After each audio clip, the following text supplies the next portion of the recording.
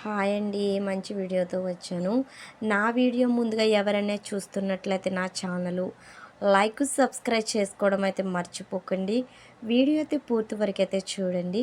ఈరోజు నేను prawns and drumstick curry అండి, పచ్చి రొయ్యలను ములక్కాడ కర్రీ అయితే వండబోతున్నాను.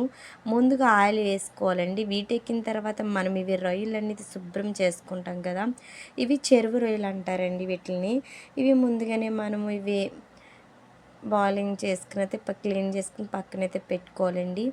ఇవి ఆయిల్ ఇలా వేసి ఇలా వేపడం వల్ల ఇవి రొయ్యలు అనేవి కొంచెం గట్టిగా అయితే ఉంటాయి, తినడానికి చాలా బాగుంటాయండి. అందుకే నేను ఇలా అయితే చేస్తున్నాను. నా ప్రాసెస్లో మీరైతే చేయండి, తినడానికి చాలా అయితే బాగుంటుంది, ఇంట్రెస్ట్గా అయితే తినవచ్చు. ఇలా వేగిపోయి అన్నీ ఒక దాంట్లోకి అయితే తీసేసుకోండి. ఈ ఆయిల్ ఉంటుంది కదండి, ఈ ఆయిల్లోనే మనము ఆనియన్స్ అనేది వేసేసుకుందాం. ఆనియన్స్, పచ్చిమిర్చి అనేది అయితే వేసేసుకుందామండి దీంట్లోనే. ఇంకా ఆయిల్ మీ ఇష్టం అంటే వేసుకోవచ్చు. నాకైతే సరిపోయిందండి, నేనైతే యాడ్ చేయట్లేదు. ఇవైతే మనం మిక్స్ అయితే చేసుకుందామండి. ఇలా గరిటెట్ అయితే తిప్పేసుకున్న తర్వాత మనము ఇదైతే చాలా సింపుల్ ప్రాసెస్ అండి, మంచిది కూడా, బోన్స్కి మంచిదండి. ములక్కాడ అనేది ఐరన్ ఫుడ్ అండి. ఐరన్, జింక్, కాల్షియం అనేది ఉంటుంది దాంట్లోనండి. కాల్షియం మంచిదండి బోన్స్కి అయితేని. దీంట్లో అయితే 1 స్పూన్ అయితే అల్లం వెల్లుల్లి పేస్ట్ అయితే యాడ్ చేస్తున్నాను. చూడండి, ఇవైతే మనము ఒక 5 మినిట్స్ మూత పెట్టుకుని తీసుకున్న తర్వాత ఇలా చూడండి అవుతూ వచ్చింది కదా. దీంట్లో సాల్ట్ అనేది యాడ్ చేస్తున్నాను. మీకు టేస్ట్కి సరిపడే సాల్ట్ కూడా మీరు యాడ్ చేసుకోవచ్చు. నేను 1 స్పూన్ అయితే వేస్తున్నాను. దీంట్లోనే మనము పసుపు కూడా యాడ్ చేద్దామండి. పసుపు యాడ్ చేయడం వల్ల అండి మనకి లోపల ఏమైనా హెల్త్ ఇష్యూస్ ఉంటే ఇవైతే ఫైట్ చేస్తుంది. ఎందుకంటే యాంటీబయాటిక్ అండి పసుపు అనేది, చాలా మంచిదండి. కర్రీస్లో మీరు ప్రతి కర్రీస్లో అయితే వేసుకోండి.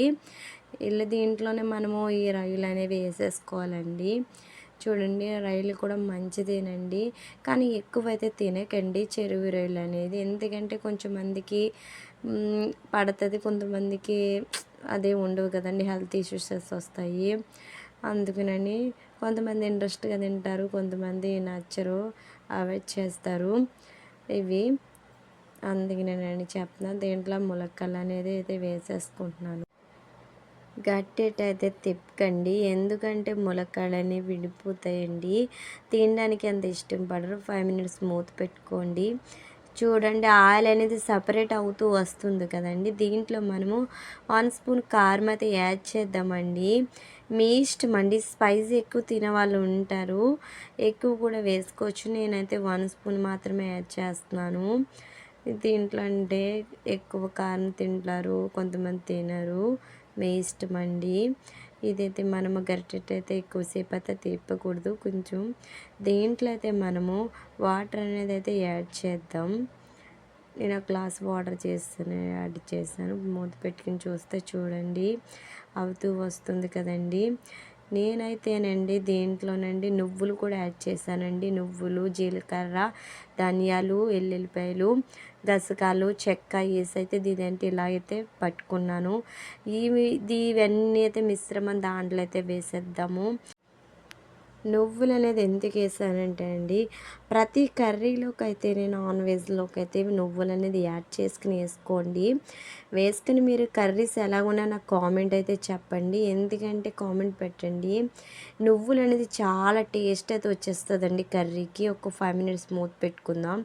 చూడండి, ఆయిల్ అనేది సెపరేట్ అయిపోయింది చూసారా. కర్రీ అయితే రెడీ అయిపోయింది. లాస్ట్ మనం కొత్తిమీర గార్నిష్ చేయండి. ఈ నువ్వులు మాత్రం కంపల్సరీ ఫ్రాన్స్లో వేసుకోండి. కర్రీ అయితే సూపర్ ఉంటుందండి. తింటే ఒక్కసారి తింటే మళ్ళీ మళ్ళీ తినాలనిపిస్తుంది. ఈ కర్రీ అయితే మీరు తప్పకుండా అయితే ట్రై చేయండి, మర్చిపోకండి. కొత్తిమీర గార్నిష్ అండి, అంతేనండి.